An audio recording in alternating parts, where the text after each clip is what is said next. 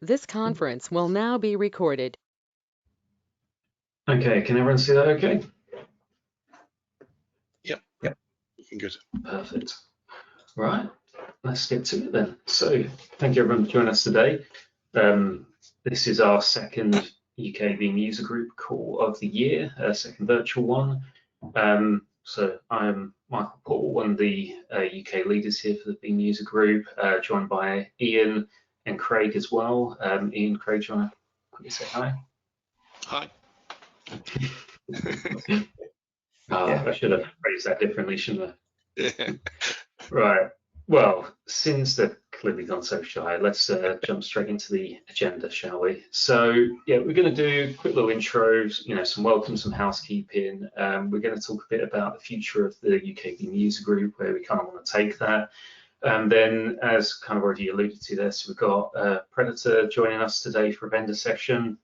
We've got Falco, who people might recognize from the German Veeam user group, and one of the long-standing Veeam vanguards. He'll be joining us for a session on size and architecting. We've got Nick Furnell joining us later on today. He's got a scheduling conflict, so he's not on just yet, but he'll be joining to talk to us about VeeamON 2024. Kind of a post VeeamON roundup for anyone that's kind of missed that and the VeeamON tours that have been taking place. Then we've got Mark Boothman joining us as well for VCC is Dead, long live VCC, nothing like some controversy there. And then we're going to wrap things up with a bit of a quiz and a bit of a close. Now, some of these quiz questions I'm going to tell you now are going to be related to some of the sessions that take place today, so it's just to make sure that you're listening. So with that out of the way, let's get onto some housekeeping. So first of all, you're being recorded. If you go on camera, if you're unmuting yourself to talk, anything like that, just be mindful that we are going to be recording this. It is actually going to go up on Veeam's official YouTube channel as well. So effectively, anything that you say will be stored forevermore in the cyberspace. So yeah, whether you're new to the Veeam user group or whether you've been attending from day dot, welcome or welcome back.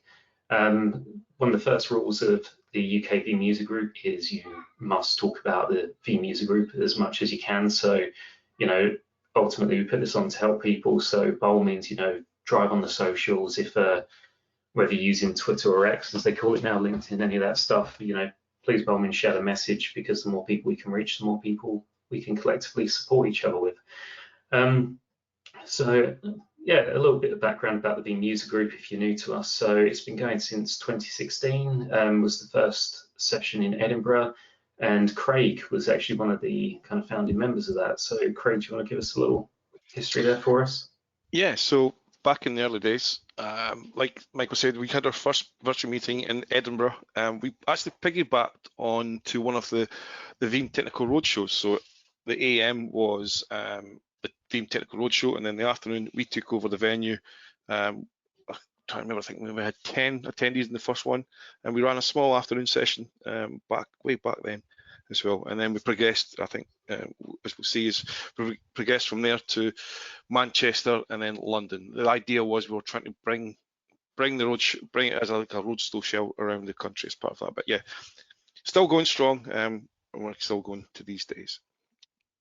Absolutely. So with that out of the way, let's start to talk about the future of the UK Veeam user group. So we've adapted our approach here. We're going into more of a hybrid model, as everything has since that little known virus called COVID.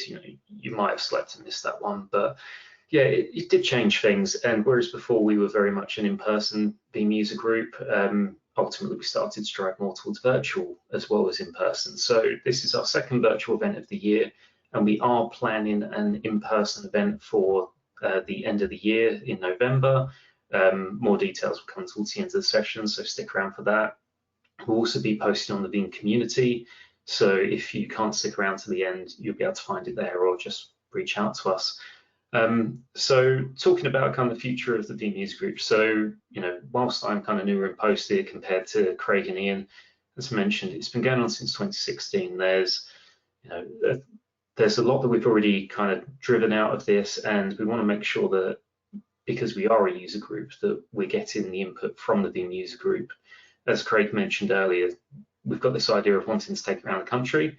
Well, to do that, we need to make sure that we go in where the people are. So if there's a particular location that you'd love to see an in-person event at, then make sure all your friends, your colleagues that are using Veeam, make sure that you're telling them about this and making sure that they're getting involved. It'd be great to take this to every country of the UK if possible. So let's try and make it happen. Now, if it's all right, Craig, I'm going to come over to you because this was Yep. your baby. Yep. This is my baby.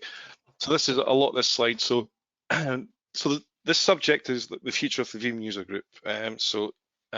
What I did is I thought I'd try and use a bit of AI here to try and generate what it would think the future of a Veeam user group would look like.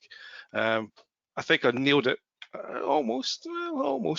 So it was quite a loose brief for the AI. It was just generate a futuristic meeting for Veeam users, for attendees of the Veeam, UK Veeam user group, and it came up with, it spat out this image and it spat out all these bullet points here, which I think ideally this is where we're at. Is this the future of the Veeam user group? And I guess that's the question: is how this is a user group run for users by users. So I guess as the attendees today, as the users, what do you see the shape in the future of the Veeam user group? We've been leaders for a number of years now. There's going to be people moving on, changing roles, etc. That means that we can't do that. So, A, what does the future of the user group look like to you? And B, is it time for, or not is it time, but we're looking for people to try and come on board and help us shape that future, whether that be in the background, helping organise events, arrange talkers, sponsorship, etc. as part of that. So we want to try and open it up more to you. We're looking for the next generation of UK Veeam user group leaders to come to the forefront. So it's very much, I was hoping this would kind of maybe spark a little conversation. Feel free to come off mute, stick it in the questions and a discussion point. We want to try and evolve the user group. Like Michael said, we had that little sort of hiatus with that little thing called COVID, but now we're back up and running. This is our second event. We've got an in-person event for later in the year. But let's try and either come up with ideas of how we want this to progress, how we want this to mature, how we want this to evolve going forward. Can you help? Can you help be a part of that picture? And what do you want to see in future? Really, that helps us shape as a leader, helps us pick the direction and the sessions as we move forward. So obviously, if you help behind the scenes, that's great. Maybe with an eye to maybe becoming a leader in the future, or if it's just your first time, you want to do a first time presentation, we're there to help you throughout anything you want to do there. So really opening it up to everyone on the call today. From a user perspective, what do you want to see? How do you see it going? If you don't feel comfortable, jump on the forums later on today, start a discussion in the forums with your ideas, etc. as that. But it's really try and get your ideas, help shape it going forward, because at the end of the day, it's just the three of us. Obviously, we're limited to what we can do from a resource perspective, but if we've got more people involved, we help build and evolve the user group into something much, much bigger. And if it's all right, while we're waiting for anyone to kind of jump in there or leave a comment, etc., I'll just share my own experience with it. So I've been helping out with the Veeam user group for a couple of years now, and Craig and Ian have been absolutely fantastic to me there. So it started off with, doing bits on my own with blogging and, just doing little talks here and there. But, I found that there were topics I wanted to talk about and wanted to bring that to the user group. And Craig and Ian were absolutely fantastic supporting in that. And then as I started to get involved and seeing some of the effort that went into, trying to actually coordinate these events, that's where I started to then say, well, can I offer a hand here? I want to be a help, not a hindrance, but if I can, then let's go for it. And Craig and Ian, they fully supported that, and here you are now. They're ripping on me in front of all you guys, which is kind of what we want. So it's there's many different ways that you can help, and it's not this fixed thing that you've got to come in, you've got to become a leader, you've got to take the reins on it all. If you want to dip your toe, why not try delivering a talk? If you're working on something that you wish there was more content around, well, maybe you're the one breaking new ground. Maybe you could help share with your peers and collectively push all this forward. So there's no wrong answers here. It is a community. So yeah, all help and support is appreciated from you guys. Yeah, I think we could look at things like locations. Do we do something more location centric? So have like regional pockets and maybe have like a large user group once or twice a year. That may work and be more accessible for people as well. Things like that we could look to try. Absolutely, and this is it. There's no right or wrong answers for this. It's if people want to do more in-person events, then that's the the course that we'll set for the community. If people want to do more virtual events because we just want to capture people from far and wide, then yeah, it's completely flexible. So brilliant. Well, yeah, obviously, have there been any comments in the chat there, or? Don't have anything yet. I'll just say pretty quickly. So, we're talking about whether it's one big event, it's regional events. So last year at Predator, we've got some experience of running essentially a hybrid event. So we did host an event last year where we had around about 100 delegates live in a venue in London, but we also streamed it live. So, so that we're not excluding people in the further reaches of the UK or Europe or the world, makes it a bit more inclusive. So you can't, there's pros and cons, but you kind of get the best of both worlds. So in terms of offering some sort of help, if that was a route that you thought was quite interesting to you, I'd be really happy to talk to you about kind of how we did it, the technology we used, the pros and cons from actually running that type of event. Amazing, thanks for that, Ben. Again, community, that's what it's all about. So okay, well, with that, I was going to jump in, Michael, as well. I wanted to give, I guess, my experience of this as well. So Craig mentioned the first event was ran in Edinburgh in 2016. That also happened to be my first public speaking engagement was at that event. So the way I view this is it's a great opportunity to have the support of the community around you, as you've alluded to, Michael and Craig and Mark, that it can be scary.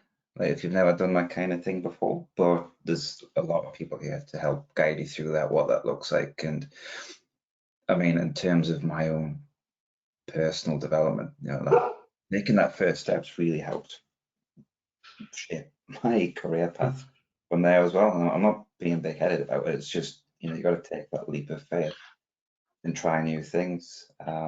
So yeah, we're all here. So if anyone's thinking about it, got that cool topic that Michael's mentioned, like you're deep in the weeds of something in Veeam, like I guarantee no one else is. Like if you want to come up and speak about it, go for it, because it's really interesting. Like some of the best sessions we had are like, did you know about this thing? I'm like, well, no, but that's really cool. So yeah, just look at it as an opportunity. If you want to get involved, you know where we are. Just reach out. I appreciate it. And just to try to re-emphasize that point with Ian, I think the three of us can safely say that being part of the V100, Veeam Vanguards, Veeam community has really influenced our careers. I think that goes without saying. And even Falco could probably attest to this as well, being also part of the Vanguard program. It really has shaped careers. It has opened up opportunities that possibly, well, in fact, I could probably safely say would not be possible without that kind of involvement. Is that, and the early step into that kind of environment, that kind of world of Veeam Vanguard, Veeam Advocate, etc. That was exactly through this kind of event. The UK Veeam user group. That was just something we were passionate about back in the day. We wanted to get the Veeam technologies. We were using it every day. We want to share our day-to-day experience, and it just one step at a time just led to other things. So give it a thought. Obviously, you want to get out this what you put into it, or shape it the way you want it to be. So any feedback you have, any ideas, any offers of help, or any support that you can offer, or any questions you want to ask, we can answer them, fully support you throughout this. But yeah, get involved. It's a user group. We need your user input. We need you to help us drive this forward the way you want it to go. Well said. One thing I'll add to this that I find, well, first of all, I'm relatively new to the Veeam user group. So any people I have spoken to have been very welcoming so far. So that's been great. Been really, really like I say, encouraging to speak up. Hence, right now. And yes, what I've often found professionally is having more of a schedule in terms of meetings in place helps. So we could do, you could do a regular virtual event, maybe monthly or something like that, but then have, say, quarterly or halfly in-person meetups, because then that way you've got that regular touch point, and then, maybe coinciding with Veeam announcements or anything like that that might be happening in the industry for a larger update on the products and solutions that we're working with. Yeah, that's a great point. And so at the moment, you take this is going to be a 2-hour session, but trying to coordinate something like that on a monthly basis would probably, really jumpstart either the hair loss or the going grey on my side. So if we did, instead strip them down to more like half-hour snapshots, even if it's one session at a time, yeah, we're fully flexible. There's no right or wrong answers here, and we just want to make sure that it works for people such as yourself in the community. So yeah, take the feedback on board. And if there's anything you want to talk about as well, we're happy to listen. So, right, well, thanks for that then, everyone. What we'll do then is we will get into our first session of the day. So this is going to be, as I say, a vendor session with Predator. So is it Ben I'm going to be sharing the screen with? Or it's Chris? me, Michael, it's Rick. Rick, okay, perfect. Right, let's make sure you've got presenter rights then. I'll stop sharing. Right. Okay, you should be presenting now, Rick, and whenever you're ready. Oh, it's asking me just to set my permissions here because Security first and foremost. Good man. Like to see it. Security firm taking security seriously. Well done. I tell you what's going to happen here. It's going to ask me to quit go to and reopen. So while we do that, Ben, do you want to talk about the opening slide and I'll rejoin if you've got the deck to hand? Yeah, absolutely. But I can't share either. But I'll talk to it and I'll paint a picture, with my words. Thank you, Ben. We'll accept the tip of dance or mime if you want as well, Ben. Just I may well do. Before I do that, actually, so Michael, you mentioned earlier about the quiz at the end, and some of the content of the quiz will be related to the sessions. Now, I've written a few questions which I shared with you, Michael, around some of the things that will be in this presentation. The really fun thing is I haven't told Rick what those questions are. So whether Rick actually answers them or not in his talk track will be interesting. So if I seem to pop up at random times and emphasize certain points, then maybe there's a reason for it. Actually, there's one thing we didn't call out at the beginning, actually, which we should mention. So Predator are very kindly sponsoring the prizes in the quiz at the end. So even more reason to stick around until the end. It is the prizes are, and if you're paying close attention, you might win one of those prizes. Absolutely.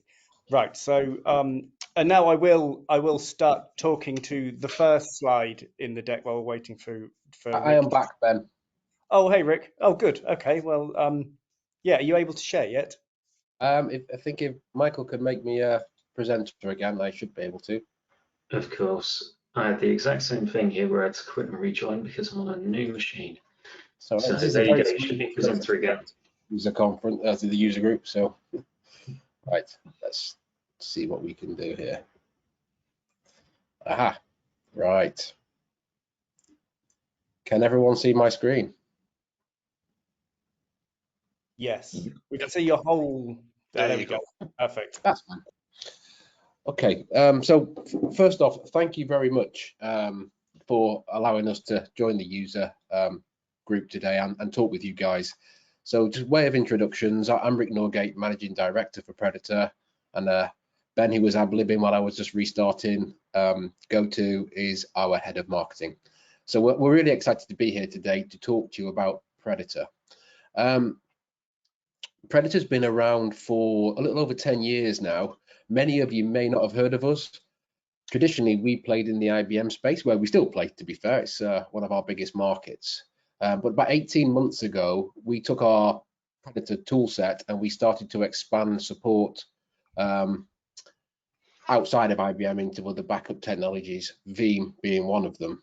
So what we're going to do today is, it's really the presentation we're going to take you through is to help you understand what Predator is and what value it's looking to deliver. But you will also see in this presentation, it has crossover with some existing Veeam functionality already. So it's to try and help position the differences in what Predator does compared to some of Veeam's existing functions. This opening slide here is just to say we've been talking to the product management team now at Veeam for a few months. They asked us to apply for the TAP, or the Technical Accreditation Program, which we've done. That has been approved. We're now going through that final technical validation to prove that Predator works with Veeam to get that approval. That will then give us the Veeam Ready security badge. And as Ben's quite helpfully put on the slide for me, I think we'll be one of just 5 Veeam Ready security products that will be enabled. So that's quite exciting for us to be able to get that stamp of approval from Veeam. And obviously, hopefully for the Veeam users out there, if they start looking at Predator, give them confidence that, you know, Predator has been validated and will work with those Veeam technologies. This is only a very short presentation, you'll be pleased to know, and it is interactive. So if you want to chip in, because there are a few questions, I think we open with a question, to be fair. I would love your opinion as Veeam experts on whether you agree with what's on the slides or you have a different opinion. I think there's no right or wrong answer. So if you're up for it, please do get involved throughout this presentation. So let's move on through this. So Predator is a recovery assurance platform, and really it's designed to help organizations validate that their backups are recoverable, free from malware, and also measure how long those backups take to recover. And I'll finish with a short demo just to give you a flavor of what that looks like. Now, we're going to start with a question. Has anyone got any thoughts on this question?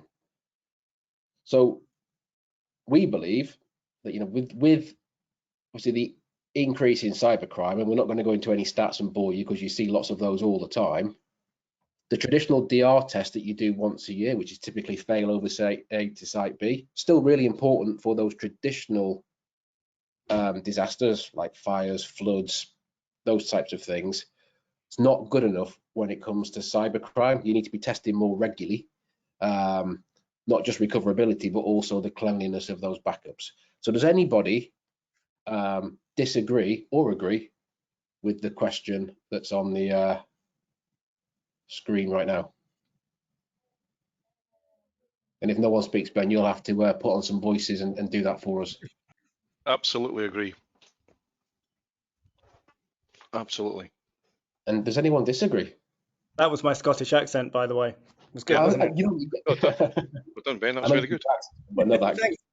So, okay, so good. No one's disagreeing. That's a good start to this presentation. Next question: are we doing it? You know, are people on this call doing regular testing of their backups? Because what we see across all the customers, across the various platforms that we support, we monitor about 1.2 exabytes of data. And what we can see in that is that less than 1% of backups are being tested, even annually, let alone regularly. And that with business as usual recoveries, we're seeing about 1 in 14 fail. And then where we've seen cyber attacks, you know, that increases significantly, like 2 in 6, sometimes 3 in 6 backups fail to recover during a cyber attack. So anyone, any thoughts on this call? Is anyone doing regular recovery testing today? Whether that's Hi guys, this is Gerdit. I'm part of Kavenko. We're a DR company, and so just to relate to some of these stats here, we have customers coming in. On average, they will test once a year. As a client, we don't see very many backups that fail or fail to recover, and we've supported a number of customers, probably something like 14 different customers through ransomware recovery incidents over the last 24 months, and in every single case we've been able to recover their data. So yep, that's good. That's our experience of doing this on a day-to-day basis, and then actually in an invocation scenario when it's cyber specific. Yes. And I would agree with everything you've said there. What we see, I mean, this data is across a whole spectrum of customers, from ones kind of running it on a very small budget in-house through to those that can afford to work with good providers like yourself, where they've got DR providers in place. They might have managed service providers, and typically those really well looked after environments, that those backups recoveries failing, it's generally lower. It's generally where you've got environments that are kind of run on very small budgets, and you maybe don't have a backup specialist. It's you've maybe got a storage generalist that has to just dip in just to keep the thing going. So it's a totally mixed bag. The better the environment is managed, and the more investment in that environment, typically the better the stats is what we see. So the reason we have this slide is we passionately believe you need to be recovery testing all the time. Everyone we generally talk to in the market, no one's ever said we don't need to be doing that. Everyone's like, yeah, we should be doing that. But people generally aren't, which obviously is interesting. So we've spoken to over 200 organizations to try and find out, yeah, you're saying you need to do it, but you're not doing it. Why? And these are the top 3 reasons that came back. Do any of these resonate with anyone on the call? All of the above. All of the above. So yeah, and typically it's the ones we see most, the 2 biggest ones, and we don't have the time, we don't have the money. And if we do have the time and the money, it's like, where do we start with this? We've got a big environment. How do we actually test on a regular basis? So obviously, I say time's a really common one. We ran a study back in April 2022 where we talked to backup administrators to get a feel for how a backup administrator spends their time. And what was very apparent is those guys are really busy.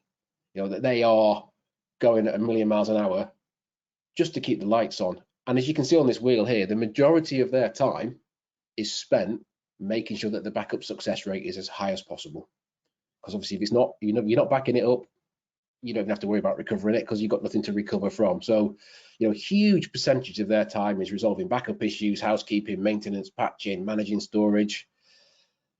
Quite a few hours a week managing upwards and across departments, people asking for reports, people asking for information.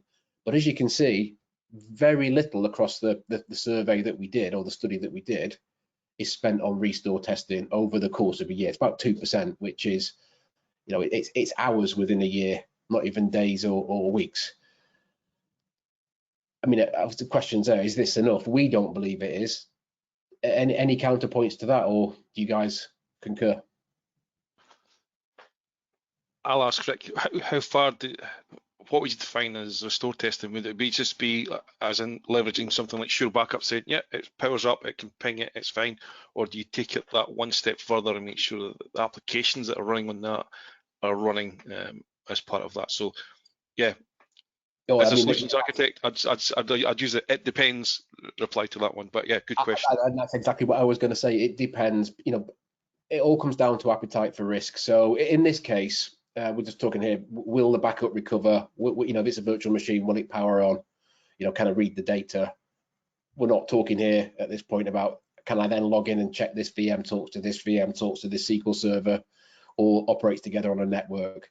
It's just the first step of, am I actually proving the backups come back and the VMs power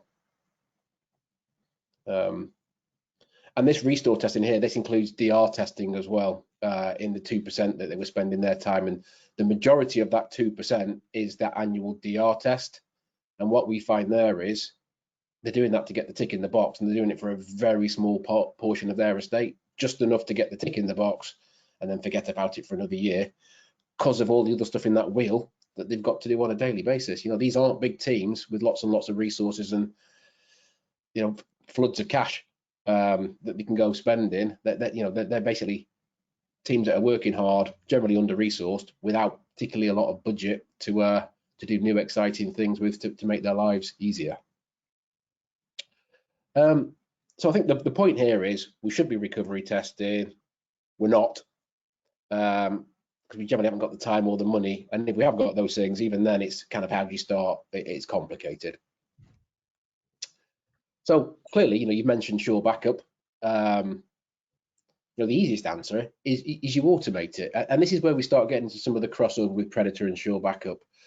On paper, Predator's doing very similar things to Sure Backup from a recovery testing point of view. The ability to automate recovery testing into an isolated sandbox and then scan those recovered workloads with AV tools is kind of one of our key value propositions. Clearly, lots and lots of crossover. We launched this back in 2013, and what we've learned over the last decade is you can turn automation on, so that 2% becomes basically 100% if it's running all the time, but you actually end up creating more work out the back. Because if you're testing things are going to go wrong. So, restores will fail, you'll be missing SLAs if things are recovering outside the kind of recovery time objectives that you've got, and heaven forbid, you might start finding malware buried in your backups. So you solve one problem, you create a new set of problems for that overstretched backup admin. They've then got to start figuring out, why are these restores failing? Why is this taking so long? Why have I got malware or Trojan horses or whatever it may be in these backups? So yes, you solve one problem, you create another one. And do you guys ever see that when you use Sure Backup, that yes, you can automate it, but you create a whole bunch of different work out the back that, yeah, you still haven't got the time to do?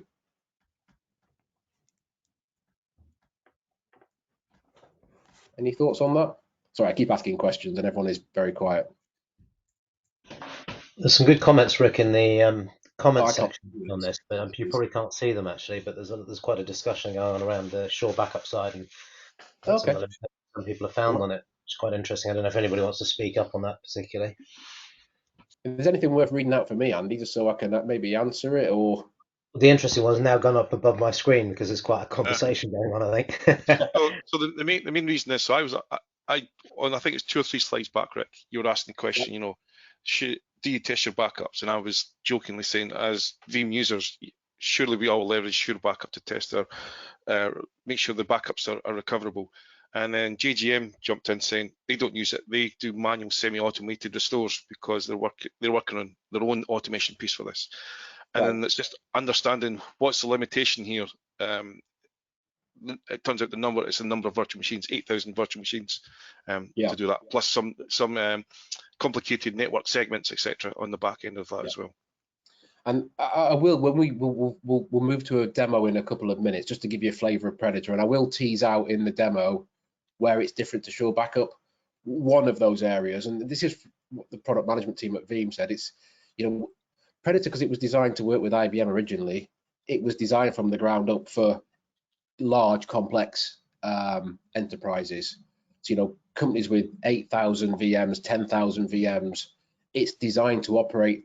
Obviously, it can operate smaller, but it was designed originally to operate at that level, which is, I think, one of the reasons the Veeam product management guys liked it, because it's kind of an enterprise-ready solution should you need it to be.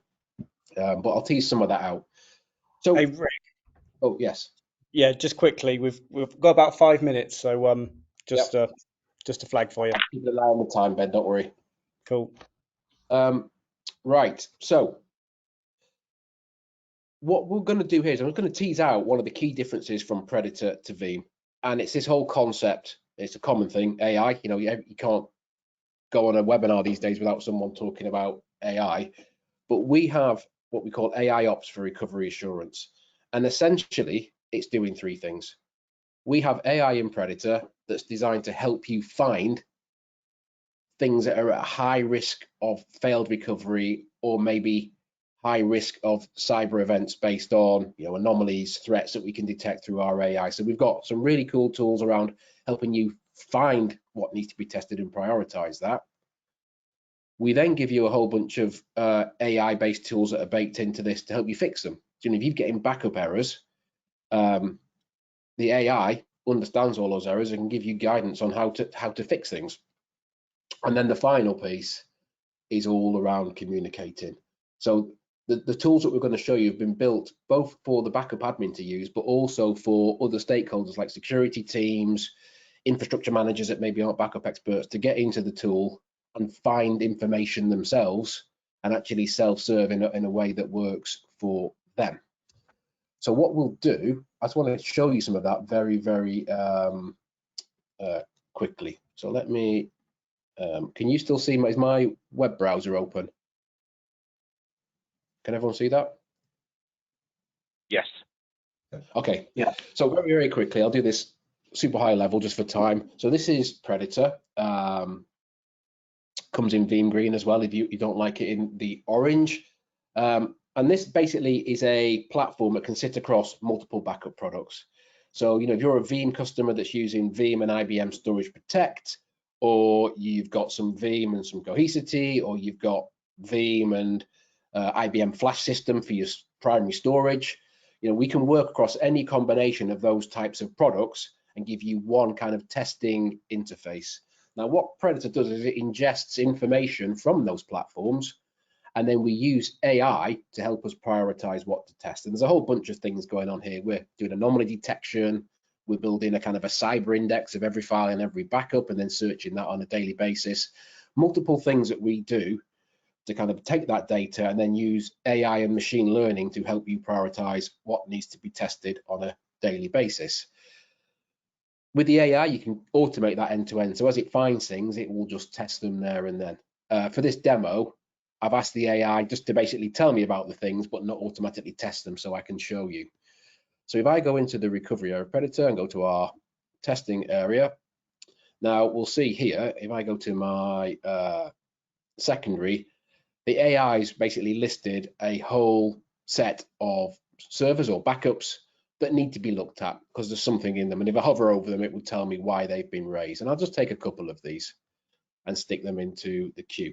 Now, the idea is these queues can be as long as you like. What Predator's now doing is taking those three things from the queue, and it's working with, in this case, I've actually not picked a Veeam one. I've got two Cohesity and a Spectrum Protect Plus. It's talking to those backup platforms to orchestrate a recovery into what we call a clean room, which is a virtual appliance that we provide. It's an isolated sandbox that's basically bespoke to our platform that we recover into. Once we recover in, the Predator Clean Room then powers those VMs on. It puts them onto the clean room's own dedicated network, so they're isolated. And then we can orchestrate malware scans using inbuilt scanning tools. So in the clean room, you can have Trend Micro, ClimAV, which one you'll be aware of from, obviously works with Veeam as well, and Bitdefender. You can use one or more of those products in our clean room to basically scan for malware or any other threats. I'm only using one tool in this version just for speed, and I'm only scanning one folder in each VM, again, just for the speed of the demo. So basically we recover in, we orchestrate the recoveries via the backup platform, power those on, network them to check they're networked, and then we use multiple XDR tools in the background to scan them. And in this case here, we've found some threats in this VM, DB012, 5 different threats. And what Predator's then done in the clean room is it cleaned up that recovered copy. We give you the tools to then do things like cross-center vMotions or push that to another sandbox. Essentially, we've obviously cleaned up the recovery, and then we'll mark that backup in Predator as dirty forever and a day. So if you ever try and recover from that point in time again using that backup, Predator knows it's dirty. It will make you send it via this clean room rather than obviously go and infect production. What's cool here though, if I click on the threats and say search backups for selected files, whoops, it will then search all of the backups across all of the platforms that are connected to it within your environment and tell you where else those files exist. And then I'm not going to scroll all the way back, but for how long they've been ingested. So at a high level, that is what Predator is doing. So we're using AI to prioritize what to test on a daily basis. How you then communicate that out, clearly you've got the dashboards that we briefly saw a moment ago. But if I just come out of this environment, because it's a nice environment, I'm going to just go into a slightly worse environment where I've got lots and lots of issues. So, this is a F, this environment is yeah, it's bad. we've got now is we've built over the last 2 years a large language model of our own that we've trained on Predator, on cyber resiliency best practice, and all the platforms that we support. And you can talk to it, or non-backup people can talk to it as well. So what is my backup? I never type when rate. So if you want to just ask it questions rather than running reports, you can. It's obviously 52%, which is terrible. How is it trending? Try that and get a bit more information from it. So you can see here, obviously, rather than having to run reports, you can just start to ask questions. What are the main issues? So we're saying we've got issues. Let's have a look.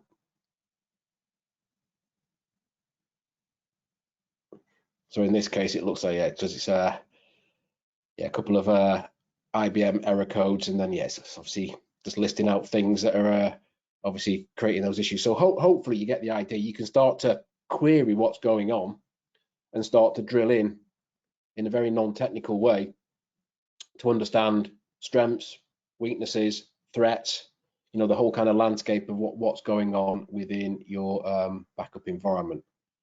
So I will stop there because I know I'm 5 minutes over time. Apologies for that. Just wanted to do that to give you a flavor of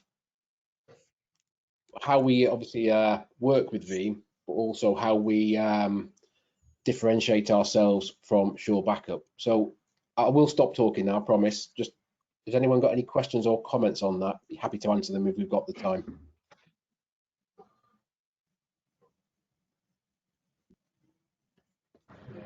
That last bit there literally used to be my job when I was at Silverstring, so I quite literally have been replaced by AI. So thanks for that. not quite yet, but obviously it's Oh, sorry, sorry, well, Craig, I said AI again. AI, not strength forward. Rick won't understand why I'm saying this, but I'd just like to point out that our latest release, which includes our enhanced AI, is in our R16 Orca release.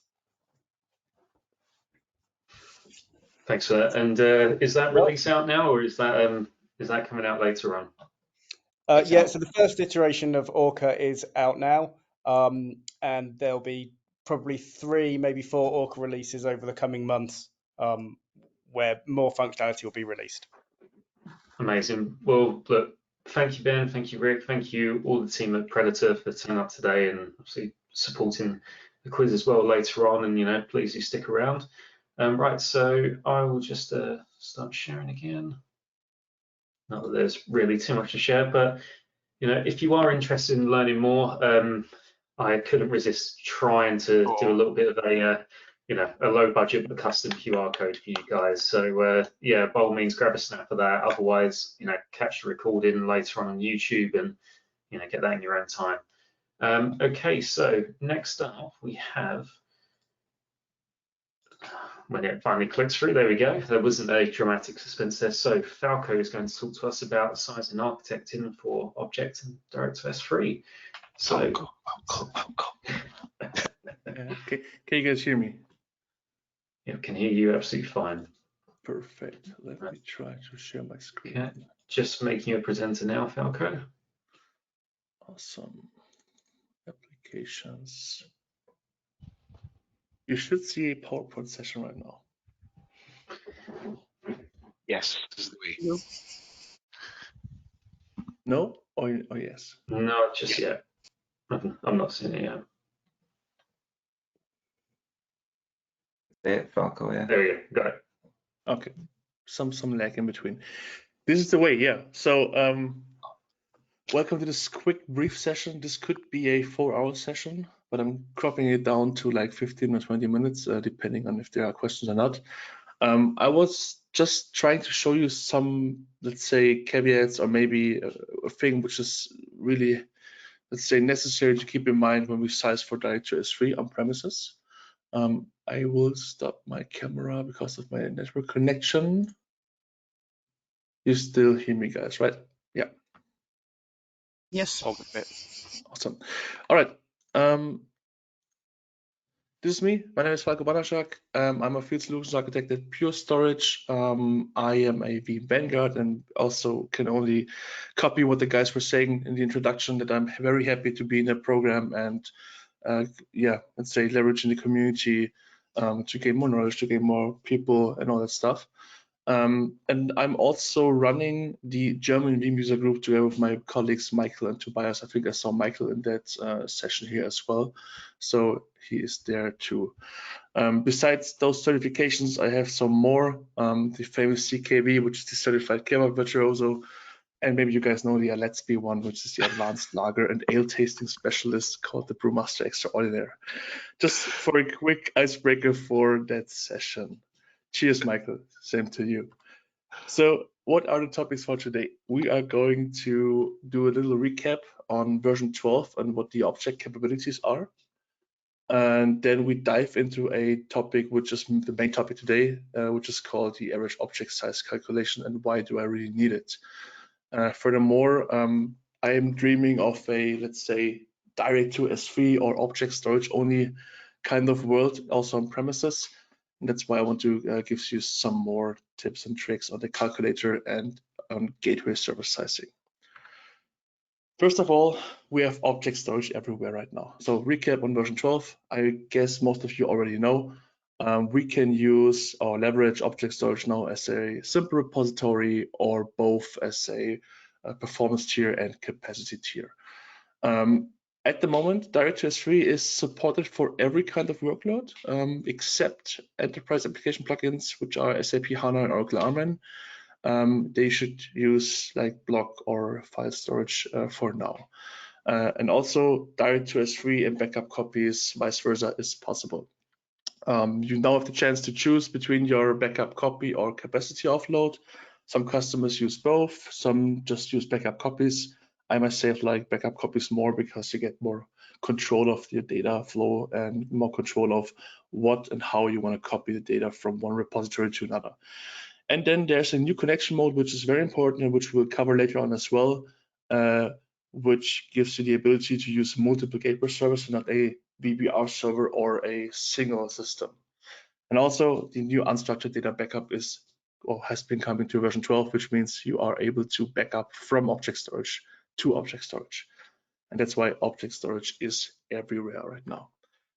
So before that, let's dive into the calculations. Everyone has seen those images or those optimizations where you can leverage, or let's say, where you can decide on which block size you are trying to achieve with your backup job. There's the 1 megabyte option on the right side, in the middle side, the 4 megabyte option, and on the far left side, which is not recommended and also not visible unless you edit that or add that registry key down there, the 8 megabyte, which is not really recommended, but the higher the block size, the more your object storage system may be capable of getting that metadata storm handy on premises. Furthermore, the higher the block size, the larger your incremental backup sizes will be, especially with 8 MB. And this is also something which many people don't really like because obviously you need more storage space.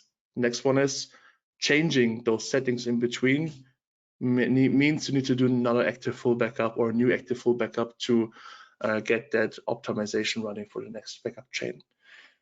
But there's a big thing here. Those settings here, those are options which are always before deduplication and compression. Oh, I'm seeing Nick's screen right now. All right, that's me. I'll turn that off. Sorry, guys. No worries. Can you still see my screen? No, you need to represent Yeah. Falco. No worries. Let me know if it's visible again. And we're back. It's back. All right. Yeah. All right. So all those options are always before the duplication and compression takes place. That means if you set 4 MB, then 4 MB block sizes won't be on your repository. And we will see later on why. And depending on the duplication and compression, the object on disk, like I just said, can be very different. And you can just generally say the bigger the blocks are, the better object storage systems can handle the metadata operations. The smaller the blocks are, the heavier it gets. So why do you need it? I just said it some points ago. It's all about metadata. Metadata. I think this is well known already, especially on premises. The thing is that most vendors really need some sort of average kind of block size or object size, which they can use for their internal sizing to give you the best fit in terms of how the nodes, how the clusters, how the database behaves, it looks like. And if you can provide them with a, let's say, average object size, it really helps the vendor to determine if it's possible with 6 nodes, for example, or with 8 nodes. By the way, this is all, let's say, a way for customers who are deciding to go for direct to S3 on premises and who still, let's say, use disk or NFS and file storage. Okay, how can we achieve this? There's one guy in Germany, shout out to Matthias Mertens, he's a solutions architect in Paul Celes's team, and he has a very nice script handy, which is called get restore point statistics. You can look, I forgot to put the QR code in here, but you can just use Google to get to know Matthias. And what that script does, it reads every backup and restore point from your current repository. It collects the dedupe factor, the compression factor, and it collects the read and change, also the read and change size from every kind of backup session. So every full backup, every incremental and so on, collects the read change size. And those are the 3 values we need on calculating an average object size to see if the 4 megabytes we just said before are really arriving on the repository. Alarm, let's do the math here. So how do we do it? We need to convert the read change size by the script into kilobytes. We just see this in the next slide. And then we have to determine the backup file size. The backup file size is the read change size times dedupe factor times compression factor. And this gives us more visibility in how the really, say, the factors of deduplication and compression affects the whole backup size. Then you will need to know the amount of read blocks, which is basically the read change size divided by the block size of your backup job settings. So the for a megabyte we just talked about. Thank you, Craig, for putting into chat. And if we then need to access the real object size, we will need to divide that backup file size we just created by the amount of read blocks. And then we just go for a mean value. This is very theoretical. Look at this in the Excel file. So on the far upper left side, you will see our fixed block size, which is in our backup jobs, which is 4 megabytes. And on the right side, these are just examples which have been collected via the script from Matthias. And that script gives us the read change size in column F right here. And like I just said, backup file size in kilobyte is created by using the read change size and multiplicating with the compression dedupe factor. And if you do all the math like here, and if you put it in the calculation, you will get something which is called the real block size in column M. There you can see there's 1.36 megabytes, 2.48, 3.86. And if you go by this kind of column and divide it by the number of blocks read, you will get the main value of average block size in megabyte, which is on the left side, 2.658. So this shows you that the 4 megabyte you set in a backup job is not affecting, or it's not really the same which lands in a repository. It's rather different. So that means even if you think that 4 megabyte, for example, is a good value, there's still a lower block size arriving on the repository. And that kind of block size you see here is needed by the object storage vendors to calculate their clusters. Of course, there are some object storage vendors out there who do not have those problems, but still, this is also something which Veeam is writing their KB articles and best practice guides to inform customers and partners on what ways there are to increase or to decrease the block sizes. I can also share that Excel file with you. I think Craig, Ian, Michael, we can put it just on a community hub, right? And so you guys can use it to calculate your own average block size. Yeah, be great. Thanks, Falco. No worries. Shout out to the calculators team at Veeam. I really like the new calculator because it reflects now direct to S3 and of course immutability, including object lock and block generation. There's just one tip, and it's a very, let's say, obvious one.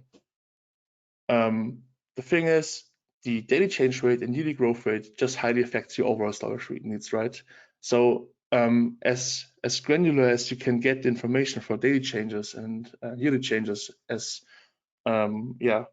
good as this value is being collected, the better your results for storage needs are. That's just the first tip. Let's go for gateway service. This is the last topic right here. There are some questions in the chat I see, or maybe some comment about the block size there, Falco. Yeah, I see. Correct. You get good perform database for metadata. That's correct. The smaller the block sizes, the heavier it gets for metadata, for a database of that object storage system to handle the metadata. So 300 kilobytes, 500 kilobytes is pretty hefty. Yeah.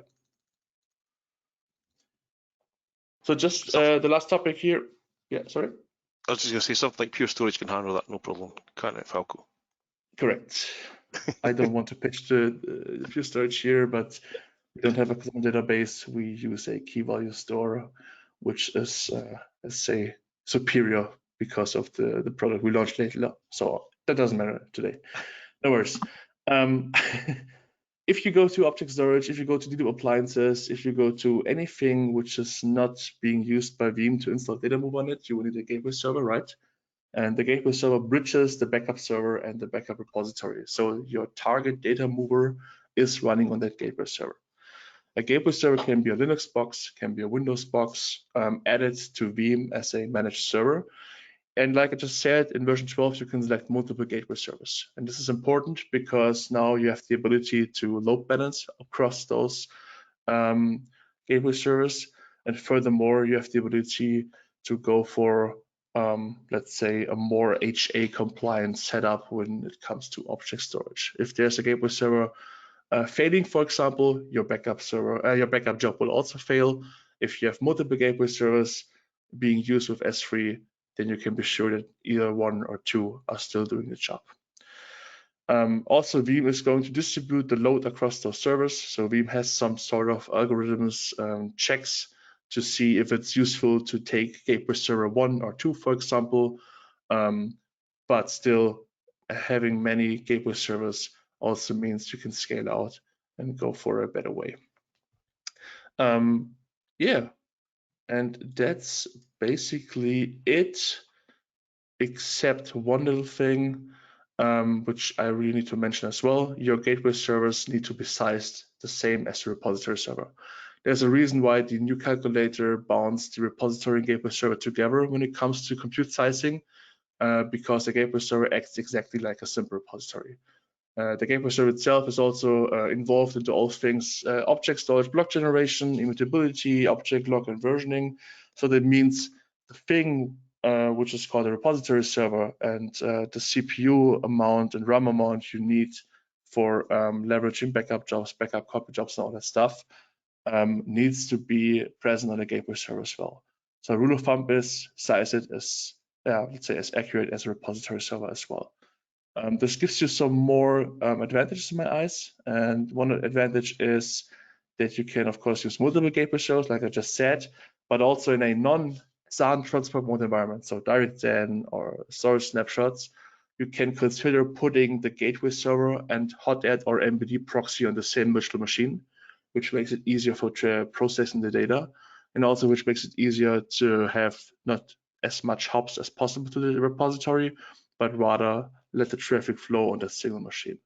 And of course, as always, try to monitor, understand, and adjust, because those gateway servers can become very loaded when they do a lot of backup jobs, backup copy jobs, setting the immutability and all that stuff. That's basically it for today. I think I nailed it almost. German efficiency, Falco. German efficiency. Just that last slide there, I think I like that last sort of, like, you know, manage, monitor, and adjust. I think that's a key in a lot of the things that we're probably talking about today. Talking about in general being Veeam admins is exactly that. You know, never just trust anything. You know, monitor, adjust, verify, etc. So yeah, I like that. I like that. Very good. Sorry, Paul. Hey, Michael. I was jumping in there. Yeah, it was a great section. Thank you for that, Falco. Really, really appreciate it. Okay, so right, next up we're going to have Nick. So obviously Nick is chomping at the bit to get started, isn't he? Almost straight across Falco there, didn't you, buddy? Yeah, sorry about that. I just joined a little late, but yeah, enjoyed that last session. That was good. Nice. And yeah, just want to thanks everyone for asking me to join and sort of pitch the Veeam on tour. Oh, sorry, Veeam on, which was Fort Lauderdale a couple of months ago. So it's going to be fairly swift. I think there's about 20 minutes or so I've got, so I'll plod on through and see how far we get. Hopefully I'm sharing the right screen now. That will come up. Is everyone seeing that one? Well, next to that, worth pointing out, Nick was actually, before he joined Veeam, Nick was one of the original Veeam leaders that we had way back in the day with me, back in 2016. I was. Yeah. We started this user group way back then, and a lot of fun at the time. Absolutely. So yeah, it's good to get invited back and present from this side. It's Veeam's taking an awful lot of time off my hands from where I was before, but yeah, getting there now. Okay, everyone see that screen? Hopefully that's something out. Perfect. Right. So I'm just going to do a quick run through really of what's there. I'll try and keep the time. If I start overrunning, then just yell at me and I'll stop, because this thing can go on for an awful lot. You might have seen this before. Again, I'm just going to cover the topics. We've got some new slides, new way of viewing how Veeam fits in now. So this is one of the new slides we've got, basically building up on the capabilities that Veeam are now offering, because we've gone more cyber. There's a lot more security in there.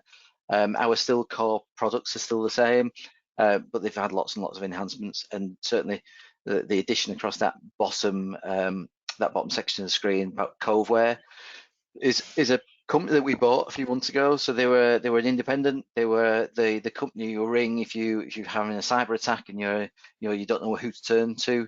These can do the negotiations and ultimately if you end up choosing to pay, they can do the Bitcoin transfer and everything else. So it's quite an interesting market. Again, it's a company that's out there completely independent from Veeam, but we've obviously seen that was I guess a need from the market to be able to deliver some of this. So we bought them earlier on this year, and it's now come under the Veeam banner with Coveware by Veeam. So again, you might see that popping up more and more as time goes on over the next few months. The other thing that was mentioned at Veeam on and sort of pushed was this as a service that you can see on the right hand side now. So Veeam, we've always done. For anyone who's not a service provider, or is a service provider, I'll touch on something with you in a few minutes. But for non-service providers, typically you saw software subscription. So the left-hand side of the screen is what you're used to. That's what we've been delivering for kind of 16 years now. What we've added on the right-hand side is this as a service. So these are Veeam branded services that you can consume. There's going to be more added to this, and this list is whether they're all available right now. There's a roadmap of rolling these out over the next few months. Interesting topic, I guess, that there's some of the other vendors, or many of the other vendors in the backup market, offer direct with them via as opposed to via a reseller. Veeam have never gone down that route, but recently we've seen that maybe enterprise customers, some of the really large global enterprise customers, want to deal with vendors direct, and this has been a step into that market. So again, if anyone out there has got a few thousand VMs or a few 100,000 users, feel free to give us a ring. I'm sure we can find a way of selling you a little bit more Veeam. Just to complement that last slide, is this the Veeam data platform? Again, this is the on-premises build that most people, if you're not a service provider, again, you'll see this all the time. Service providers will see this plus their own service provider console and the cloud platform that they need to build. Again, slightly different diagram. We've had the same design for some years, so we've just changed it slightly. There's some different columns. Again, we've not really got time to delve into it today, but the we've split the data backup recovery, data freedom. Again, there's a lot of talk about the whole Broadcom VMware situation, which is still ongoing, but somewhat coming to an end. So data freedom touches on the fact that, you know, with Veeam, you can move your backup from effectively from any of the supported platforms to anything else. But anyone on this call, I'm sure you're all fully aware of all that anyway. So as of, I guess, 2 months ago, this is the hypervisors that we supported, so 6 in that mix. Obviously, VMware Hyper-V were the biggest one by far. Azure Stack, I see, again, service provider background, I see a little bit, but not so much. Nutanix, again, very little, but it's out there in the wild, and we're getting more integration with it. Certainly, again, Broadcom VMware changes are pushing people to look at different hypervisors. So it's nice that we've now got those 3 across the bottom that we can offer as a new, you know, a new platform. And there's always the agents. If you haven't got a hypervisor listed, then we can just put an agent on and then build out from there. So to build up the second slide, or the next slide in that, is the extra hypervisors. So these are the 2 that were announced. So the left-hand side, the Oracle Virtualization Manager was out, again, about 2 months ago, that was released. So follows on from several of the others from the previous page with the KVM under the hood, but there's an orchestration layer that we've tied into, and it has to offer certain capabilities. So as long as they're, and we've got change block tracking in there, and the management of the virtual machines, and the ability to do that integration to back up and then do the you know, all the Veeam magic with doing the recoveries and recreating of those machines or files or folders or whatever you need to do, then that's where I guess the underlying KVM support is offering the hypervisor, but the few that you've seen on this screen, the previous ones, have offered that extra layer as well. Proxmox on the right hand side is brand new. That's coming with our new version. So anyone who's out there already running 12.1, that was released in December 2023. In roughly 6 to 8 weeks, there'll be a new version coming out, which is 12.2. So look out for all the marketing campaigns that will be launching if you've not seen them already. Proxmox will be fully supported in that release. So again, it's a relatively newcomer. It's been around for a long time as a hypervisor, but a newcomer to Veeam. It'd be interesting to see what the take up of that is from end users and also from, you know, people on this call. If you've got any feedback about whether it's something that you're already aware of or not aware of, then it's good to hear what everyone's approach is going to be as to whether that's going to be the new market leader, but maybe it's too early days at the moment.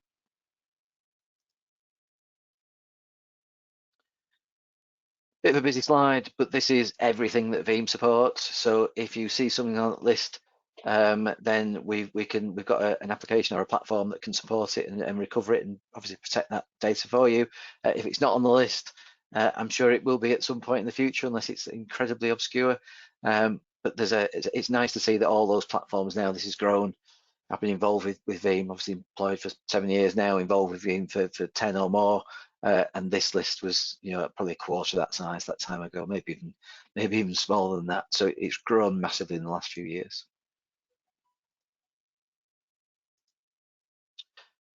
Just a couple of things that are coming later on this year. So on this left-hand side, I've built out already. We've got Kubernetes.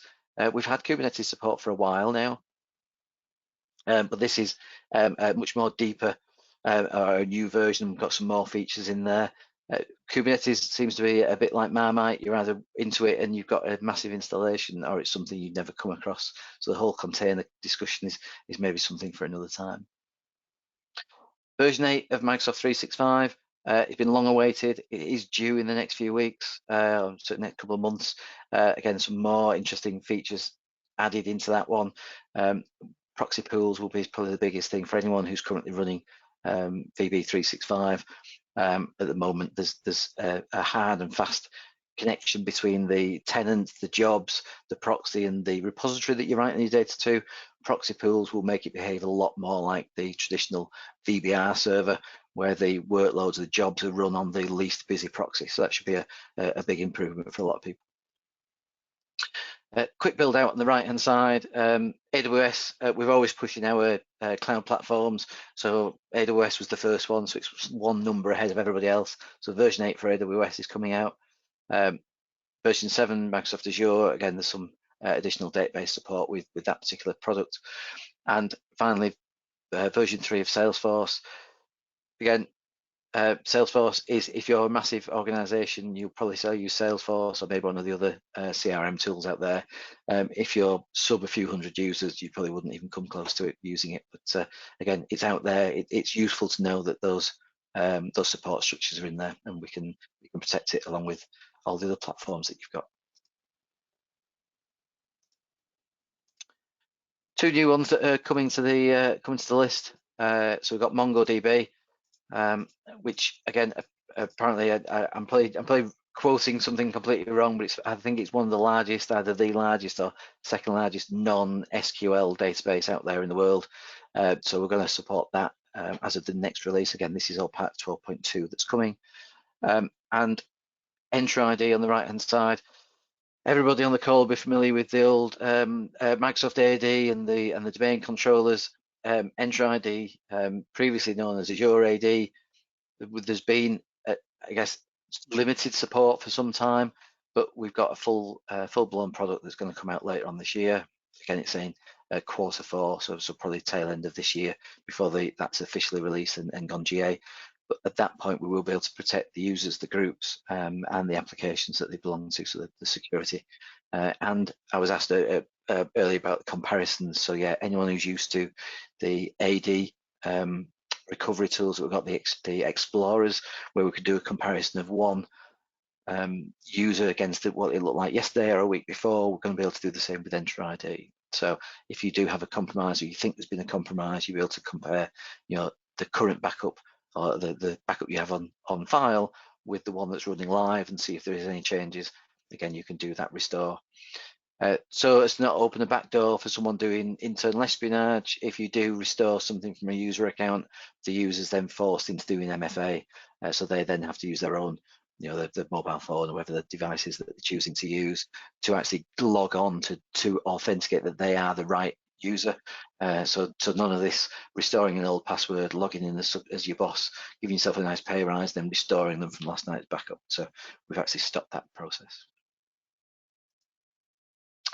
Other security features, again, there's an awful lot of stuff that was added in 12.1, and this is going to get enhanced in 12.2.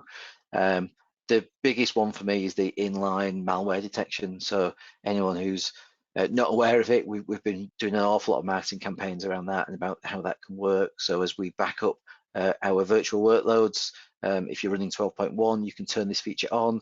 We will fingerprint those workloads as they come back in, and we look for certain attributes to change. So whether it's the size of the file or size of the blocks that have changed, or whether there's been a series of blocks or sequential blocks that have been encrypted or deleted, that can all trigger certain flags. And once that fingerprint is sort of deemed to be too different to be normal, then we can flag that up as a suspicious or even as a verified malware attack. So again, there's loads of stuff that came with 12.1 and that's coming with 12.2.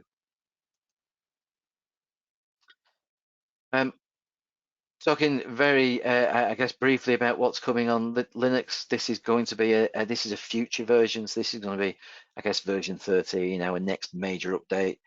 Maybe the end of the year or early next year. As always with Veeam, the dates are a little bit loose. So this will be a complete Linux platform if that's what you choose, if that's what you're looking for. So we were Windows only for certainly the first few years. And then maybe 5-6 years ago, we started adding in the Linux proxies. We've got the Linux hardened repository. We've got lots of other Linux components that are in that mix as well. We added Postgres support for the backend database. Again, 2 versions ago, I think 11 that came in. So we've been working in the background. There will be an option to now do a complete Linux platform. So no Windows, if that's what you choose to do. There's probably going to be, I think from my point of view, there's probably going to be 4 different options. Let me just build that slide out and get to the end. I think you could run 100% Windows, which we don't actually see very often, but some people will want to run that. Most of what we see today is mostly Windows with some Linux proxies or hardened repos. That's going to be, I guess today, that's our most common installation that we see. The next version, so I'm going to call it 13, but whatever we're actually going to call it in the end, could be a complete 100% Linux HTML interface. Nice, easy to use, easy to deploy. Could be bundled up by either you internally, or if you're a reseller or a supplier or a service provider, could be bundled up as a package to your customers. And then the fourth option is effectively what I've just said, 100% Linux, but throwing in a Windows console in there. One of the things that's become apparent is that that Windows console, the command and control platform, it's been around for 16 years now. It's maybe looking a little bit old hat, but there are hundreds, if not thousands, of levers and tweaks and changes you can make, whether it's registry keys or settings, and lots of job configuration. So what we're deciding to do is to not build all of that feature set into the HTML interface. So it will be a little bit simpler and maybe a little bit easier to use. If you're deploying this and you want to share this either within your organization, you want some people to give access to do some more of the simpler functions, I can envisage a scenario where the HTML interface is given to maybe a tier 1 support, or maybe the end users, if that can be limited down, but then we still keep a Windows machine in the back end that's hooked into that Linux, that core Linux platform, and then you can turn on all the bells and whistles and pull all those levers if that's what you want. Yeah, Craig just said single pane of glass. We're getting there. There's certainly some changes coming. Regarding changes that are already in place, anyone who's running Veeam backup replication and Veeam 1, if you're running the latest versions, you can import the Veeam 1 threat center. That can be pulled into VBR, so we've got an element of a single pane of glass. The HTML interface that is coming with the new version, I think you'll also see, don't want to give too much away, but I think you'll see changes to Veeam 1 as well, so that will maybe become a little bit more GUI-fied and a little bit easier to manipulate and customize. And I can envisage that, yeah, there'll be a much slicker unified interface, even if it's slightly cut down, but you'll be able to fully functional interface later on in the series of updates following 13. I'm just conscious of time. I've really probably got only this slide. If anyone is looking at or currently deploying other security products in and around Veeam, there are going to be more integrations coming. There's actually an extra slide on that one. So anyone who uses other products that are on this list, and even some that are not on this list, we've extended both the APIs that are available. We've got exports of a syslog server now, so you can send that, and that can be digested by PRTG or by Azure Sentinel. There's various things that are coming that are in the pipeline that will roll out later on this year. So it's always good to know what's coming down the line. Really conscious of time. How is there enough useful information for everybody on there?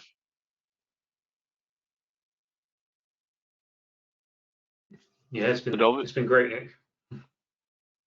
No worries. Yeah, it's good, Nick. No problem. Yeah, we've probably got hundreds of slides, but I'll try and keep it to that. I think I've gone through probably the thick end of 15, 16 slides. So there's a good overview of what was released or what was announced a couple of months ago. Be very aware, next sort of 6 to 8 weeks, we've got new versions of probably everything coming out. So if you're looking at either testing in a lab or playing with, then just keep your eye out on veeam.com for all those announcements. Thanks, Nick. That's really good, and thanks to Adrian as well, I guess, for running point in the chat. That's great. Thanks very much, Ed. Thanks for that. And just to kind of add as well, so if you missed Veeam On, if you've missed the Veeam On tour, you can still go to veeam.com/Veeam On. There's still a lot of the sessions on demand.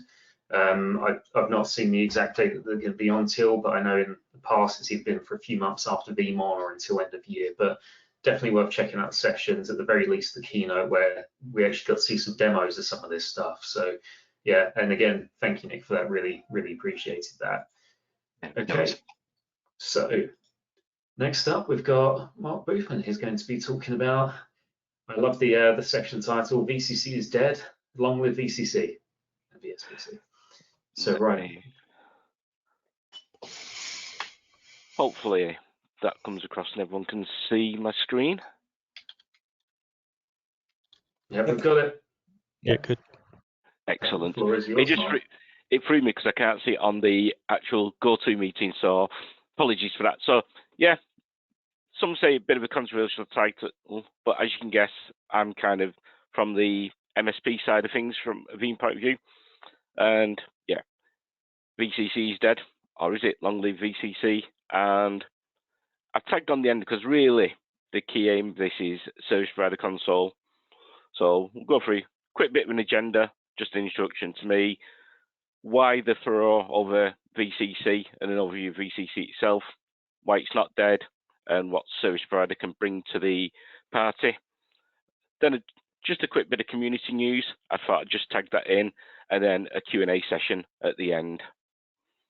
So a little bit about me. My name's Matt Boothman. I'm one of the product leads here at Aspire Technology Solutions. I'm also lucky enough that since last year, I am a Veeam legend, so part of the Veeam 100 program. So I've not been in as long as likes like Ian, Michael, and Craig, but it's been a really useful program, especially helped with things happening in my career. Got to speak last week at 2 Veeam events. I'm also VMCE and VMCA certified. The bit I hate to admit is that I've been in the IT industry for over 30 years now. I know when you look at my picture, you would think, sorry, is my audio working? No, all good. I can Yeah, hear you. can hear you. Okay. So yeah, I've been in the IT game for like just over 30 years. Probably the last 20 years, I've focused on Wintel and virtualization platforms, and then the last 15 years from an MSP perspective, with the last 10 of those with a focus on disaster recovery and business continuity. I say that from an operational perspective, then last year I pivot changed to a product lead role. So, quick bit about VCC.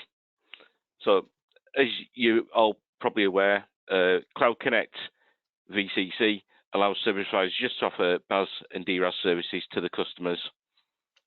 In 2014, it was first introduced, and it just purely offered multi-tenanted backup as a service for customers, and has continually evolved since 2014 right through to today.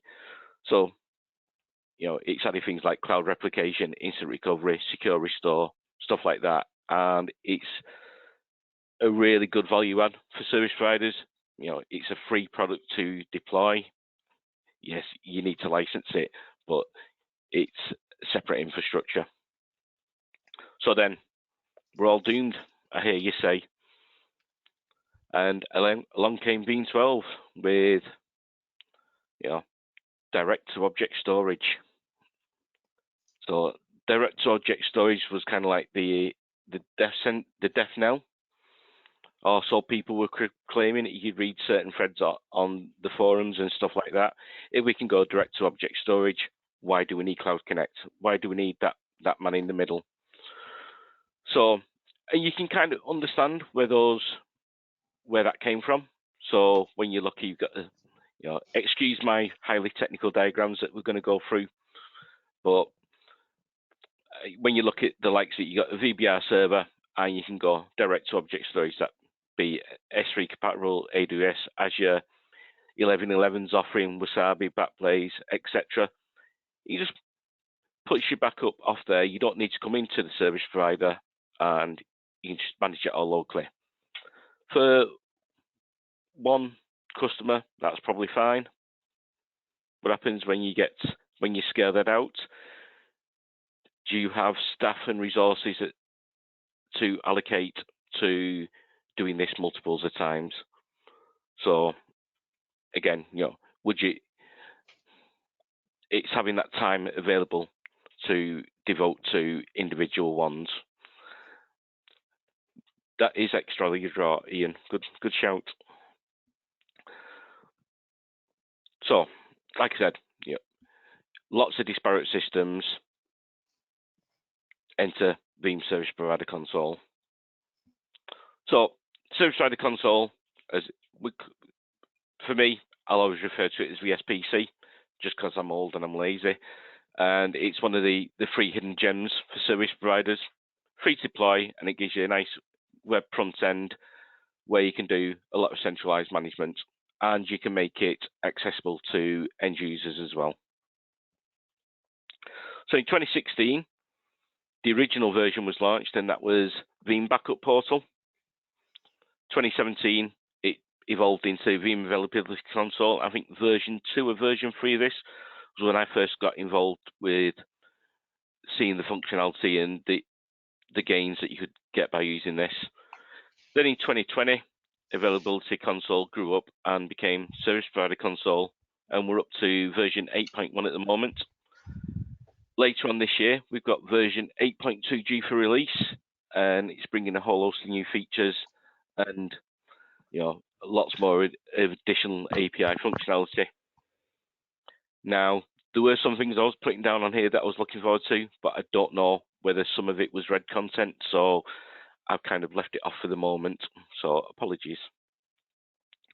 So how it would look in my multiple user environment is you'd still push your backups direct to object storage, but you'd also have, via the management agents, all your VBR servers reporting into Service Provider Console.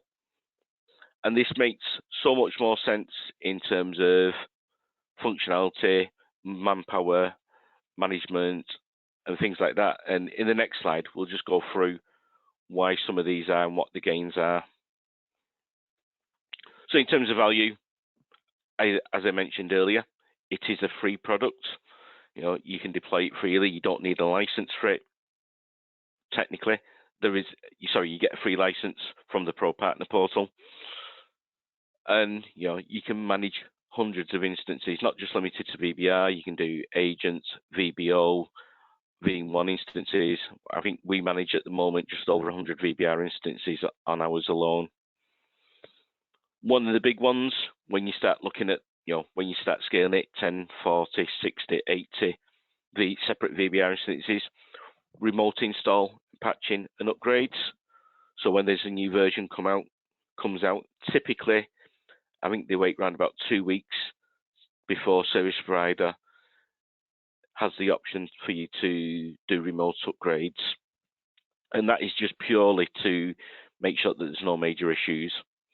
But that is such a game changer, being able to schedule it and, script. You can script it yourself if you want to have more granular control, but you can literally just fire, upgrade, patch, whatever you need to do, and it'll go and do what it needs to do with very little user input. And it's getting better all the time. They've made refinements around how it handles downloading the ISOs. I think previously I had to download the ISO every time. So looking at central locations, things like that, just purely to make that process a whole lot better. Centralized management, I probably banged on about that quite a few times, but it is one of the key features. You can do hosted and remote VBR, hosted and remote service, so VBR and VBO. You can monitor public cloud instances, Veeam, and from within those, you can do things like job management. There's an element of self-service, which I believe there is more functionality coming for that as well. And around the centralized management, I've put hosted VBR and VBO servers in there as well. As a service provider, we have our own IaaS platform and we have our own hosted servers. You now have the ability within service provider to map jobs from a single VBR server to tenants created in Service Provider Console, which has been a game changer in terms of being able to report usage and that kind of thing. You can do tenant creation and management from within Service Provider Console, so there's no need to go into a separate console in Cloud Connect, create it, wait for that to sync. There's just no reason at all for that anymore. Another big one is license management. You can cut licenses for workloads. You can do license reporting. So there's Pulse integration built in as well now. Many service providers will be aware that automated reporting is going to be the future. This just simplifies it all. You can map licenses to tenants and to servers as well. Billing is how do I put this? Probably one of the biggest bone of contention areas in terms of if you offer a flat billing model, it's really, really useful. If you're like us and you've got different pricing models for different things, it becomes very hard to manage that through service provider. There are other ways that service provider can play into this, though. I'll come into more of that later. Well, in fact, the next bit, APIs. You know, APIs, you can do so much in terms of automation. You can write your own APIs to pull billing data and put that into your own systems rather than relying on service providers to do it. So you can still use it as a single source of truth. You can use it to pull data and build your own visualization platforms. So it's a single source. It's not a single pane of glass, but it's a single source of data. You have the ability to create support tickets automatically and do job uploads as well as there's a self-service for end users as well. So like I said, I think there's more functionality coming around that as well for users. So moving along, Adrian put a poll out on the community a while back. It's only a small subset of answers, but this was around what people are using service provider for. So I've talked about on the previous slide all the benefits you gain from using it. As you can see, luckily everyone's using it for multi-tenancy. A lot are using it for usage reporting and licensing, which is good. Self-service, again, another big feature. Your management and reporting. Okay, we could do better on that. Support ticket creation and so on. I think the biggest thing for me was the amount of people using third-party integrations and APIs, and probably the malware stuff. You know, when you start looking at the gains you can make there, it becomes quite staggering, I think, just how much efficiency you can save by using kind of the APIs and using service provider to its full extent. And I've got some examples of just what we've done in terms of the APIs and what we've been able to do. So this is just a test dashboard we created. So we use Logic Monitor for a lot of our infrastructure monitoring. And in here, we just use the API calls and we get data so we can see what's running. We can look at success rates and things like that. We can drill into it more and more. So we can look at like jobs by duration, can tell if jobs are overrunning, that kind of thing. And we can do bits around the agents. Sorry, this was a bit that I mentioned earlier around the centralized patching. So here we can see we've got 22 agents, we've got a 365 server and 3 Veeam servers that need updating. So you can click in there, you can instantly see, okay, I need to patch these servers. I can do these this day, I can do these this day. And again, that's just saving manpower rather than having somebody to log onto a console, run the ISO and upgrade it that way. And these are just some of the plugins available. You've got Pulse, which is your licensing. You've got, if you use ConnectWise, you've got some good plugins there for that. Grafana as well. So like I say, we use Logic Monitor for visualizing a lot of our data. I don't know if many of you are aware, Jorge de la Cruz, he did a lot of work on Grafana before he moved over to the Veeam 1 team. And you'll see a lot more of that functionality coming into Veeam 1, but there's native support there now for Grafana as well. So that is that. I'm probably just going to come up to some community use now as well. So Veeam are doing a hackathon event whereby what we're trying to do is get community members involved and create teams and look at solving innovative issues. Come up with innovative ways of solving issues that you can see within Veeam. So you don't have to have a coding background. You can get part of a team, bring an idea to the table, work on the team, and present that. So you'd like information around that. There are some handy codes here about some QR codes available.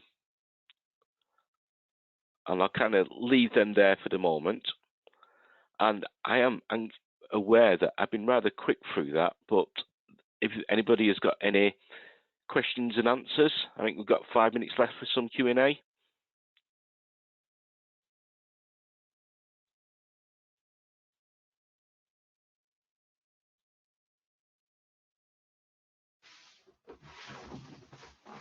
I don't think we've got anything. Mark, yeah. I was going to say, Adrian's been keeping the chat pretty much going along with the links and to the community and to like Jorge's blog, etc. Brilliant. Yeah, VCS, if there are MSPs out there and you aren't using a VSPC, so reach out to your Veeam SEs or drop myself a message on the community forums, and we can help out. On the community, we're a very friendly bunch. I've just seen Lewis as well making a comment that rings true to me there. So he says we use VSPC, still call it VAC. The last time I was working for a managed service provider, it was still called VAC, and we had that deployed. Then I remember the release coming out where they changed it, and I was like, oh, now I've got to stare at a database name that still says VAC. Yeah. Oh, yeah. That is a blast from the past. So there we go. But yeah, I think that is me. Thank you, gents. I'd just like to say thank you for inviting me on and having me. And I hope this was useful for people. Yeah, that was really insightful. As I say, I've not been as close to the Veeam Service Provider Console side of things for a little while now, so it's great to kind of see how things have moved on from there. Okay, so I'm going to share my screen again now because it is now quiz time. So in a few moments, you'll see my screen. There's a QR code. Please scan it. And as much as I'm sure some people will be getting worried about, security practices of scanning the QR code, otherwise go to myquiz.org and use the quiz code there to join. I'll give it a couple minutes for people to join. There are going to be prizes for this. So, hopefully everyone's been awake, alert, paying, a lot of attention there. So just wanted to take a moment to say thank you again to Predator for sponsoring this. So yeah, there's going to be some vouchers up for grabs for people, so definitely worth joining. So I can see now I've got some join-in, so we'll just give it until about 1:45 just to make sure that people have got the time to join there. So yeah, just to mention as well, so Predator, yeah, we've got 3 different cash prizes up for grabs thanks to them. So there's going to be, Ian and Craig, keep me honest here, I don't want to commit Predator to anything that they haven't actually agreed to, but there's going to be a £100 voucher for the winner, there's going to be a £50 voucher for second place, and there's going to be a £20 voucher for third place. So definitely jump in. So I'm going to also put the quiz link in the chat here as well. John, I didn't know that you had chew toys. There you go, we learned something new about everyone every day. It's the special unique thing I'll bring to the user group. That and dead birds. Oh dear. I mean, yeah, please don't bring actual dead birds to the user group. Let's not pretend we did. I was going to say, do you guys have like policies about that? Fair enough. Okay, I'm still learning. Sorry. Only if there's enough to share around. Does fried chicken count? There we go. Actually, again, I refer the call to my previous answer. Only if there's enough to share around. Turn up with a few bags of Nando's. Same reason that Craig doesn't, bring whiskey to all the events and that because he doesn't want to share it. Oh no, I've been known. Oh, nice. Yeah, no, I'm doing you a disservice there. You do the Dalrymple toast at every V100 summit, and we get big old drink mixer going, don't we? Whiskey features heavily in quite a lot of Veeam events. Yeah. But then again, Veeam notoriously a software company with a drinking problem, or a drinking company with a software problem. Is that about it? That sounds about right. I've experienced it now in full toast, and it is pretty spectacular. There you go. Right. I think the last thing we had was 20 bottles of liquor, various liquor. Anyway, sorry, carry on. Cool. All right, so okay, just if anyone can just drop in the chat or speak up if they can't join. Otherwise, yeah, I'll just give it one more minute and then we'll start this. So we've only got 9 players connected, and that's including me, and we've got 22 attendees. So you've got to be in it to win it if you want a prize. Yeah, I figured I could join Craig. I mean, what are you doing in there, Craig? Anyway, I can't believe.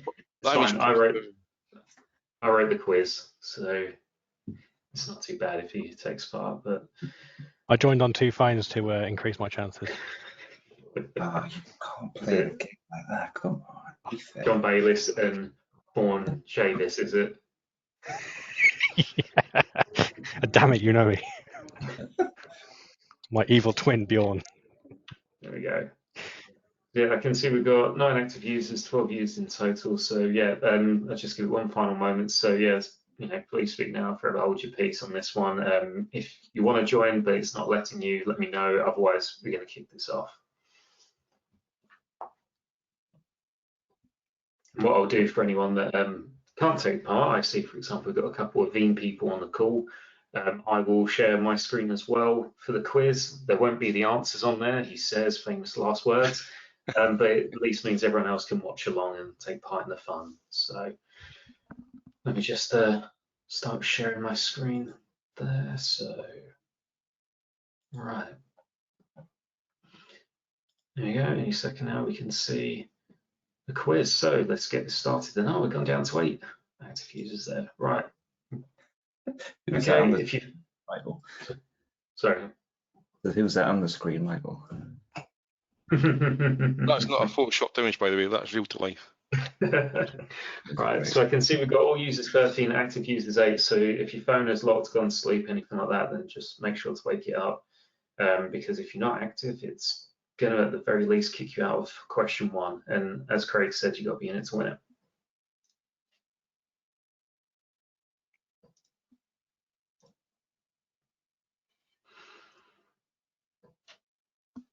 Right, I'm not seeing the number count change, so that's it then. Right, let's get this started.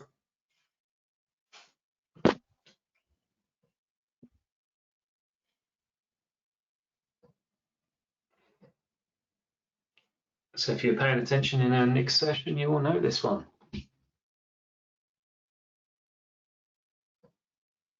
It's funny, I didn't even ask Nick to mention that, but he did. There we go.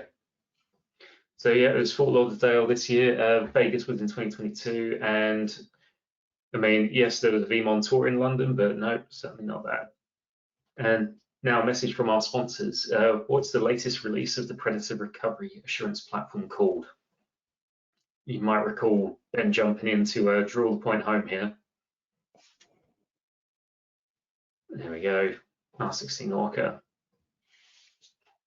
I see we've got Sam E. Anderson playing as well. Right, what was the original name for VSPC? Fake news.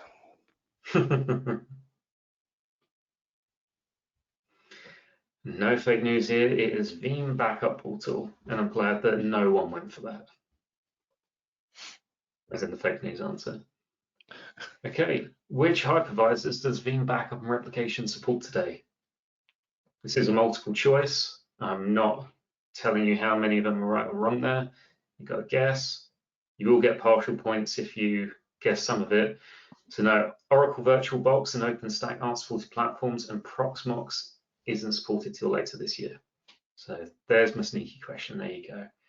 And this one comes from Falco. So Veeam Backup and Replication is a gateway server treated the same like a repository server. 50-50.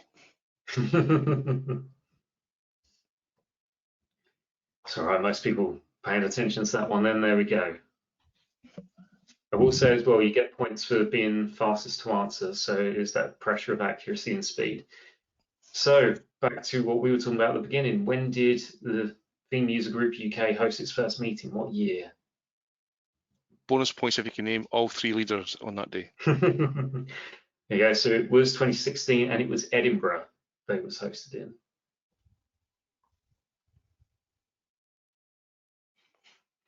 And according to Predator research, what percentage of backups are tested annually?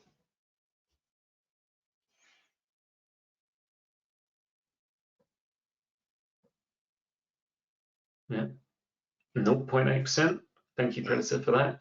Until everyone was awake in the session now. And when does Predator expect to announce Veeam ready status?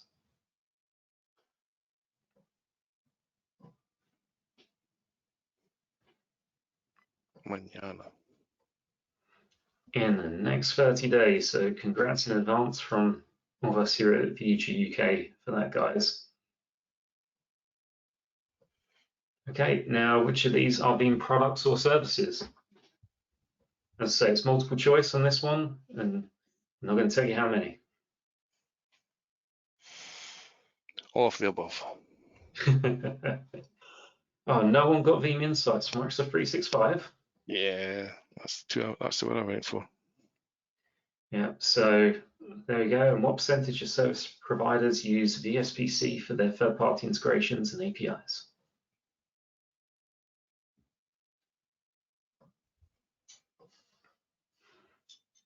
Now you got to be fast on this next one.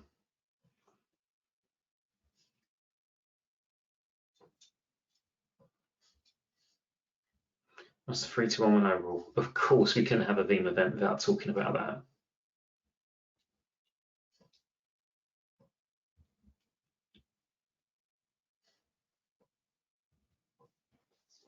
Well done, everyone. Ian, can you get the last question wrong? Because I don't think it would look good if you came third and get the third prize. No, I'm disqualified in. Now, yeah. That's right. I mentioned it earlier in the quiz. Where was the first UK event held? I also noticed they got put in the chat there, so I'm expecting 100% on this, everyone. Craig, I'm not playing. I don't know what you mean. That's the twin. All right. Just screenshot that just in case. So, oh, yeah, successfully hosted the quiz. Isn't it nice to me? But there we go. So I take it JSB, that's going to be John.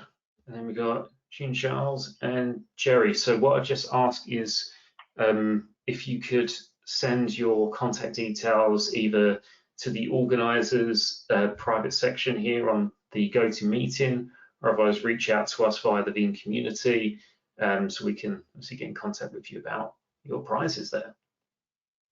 I've prepared a short speech. Is now the time to do that? Okay, I'll skip it. Thank you. Yeah, that's fine. You got to come to the in-person event instead, and you know you can collect an award and get a band playing and everything for you. You know. Like the end of Star Wars, yeah, I'll get a little medal. There we You're are. the Chewbacca of the group. You don't get a medal. Okay, so we got the details from Jerry. Thank you for that. That was two organisers, did you say? Yes, just organisers, please, unless you want your personally identifiable information out to everyone. I mean, you probably wouldn't mind that, would you, John? But it depends which address I'm giving out. Sure, Charles, yeah, there we go. Email, perfect. Perfect. Thank you for that. Right, I'll stop sharing my screen for that one now, just in case any PII was going to come up on screen. Brilliant. Well, thank you everyone for taking part in the quiz. I hope that everyone has enjoyed that. Just a light-hearted bit of fun. So that is everything that we have had here today in terms of talk scheduled. So just for the kind of final few minutes, just a bit of an open forum if anyone has anything they want to talk about. Just a couple of kind of final notes. So as we mentioned earlier, we're talking November. This year is going to be our first in-person event, kind of post-COVID. So hopefully everyone can make it. That is going to be taking place in London. We are currently finalising the venue. and we will communicate all that on the Veeam Community Hub. So if you haven't already signed up for it, please go to the Veeam Community Hub, go into groups, and you'll find the Veeam user group for the United Kingdom. Register for that. It's going to send you messages the moment there's a new topic posted, such as when we announce the actual venue and explicit date there. But we're already talking to a few different sponsors there, and we're already getting quite a few good sections lined up. With that said, call to papers. This is a community. This isn't for us to just drag, vendors in and, try to make any money out of getting people to talk to you. It is, by the users for the users first and foremost. So if there's anything you want to talk about, if there's any new ground you're breaking, if there's something that you just happen to learn in the past week and think it's worth sharing, everyone is welcome. Any level, your level 100 up to 500. Yeah. And well said there, Ian. Thank you everyone obviously for joining, and we hope that it's been a good use of your time. And I just want to take a moment as well to say thank you to, to Predator again for sponsoring the session, and I want to say thank you to everyone that's actually been talking during the session as well. I see Ben's joined now. That's it. You're here at the end. There's no getting away from paying out them vouchers. Yeah, no, that's it. I missed the beginning of the quiz because I was switching rooms, hence the different backdrop. But yeah, absolutely. Thank you to everybody for joining. Thank you for having us on board. Great quiz. I missed the start because I was between rooms, so I was hoping to get the top prize so I wouldn't have to put my hand in my pocket. But there you go. Yeah.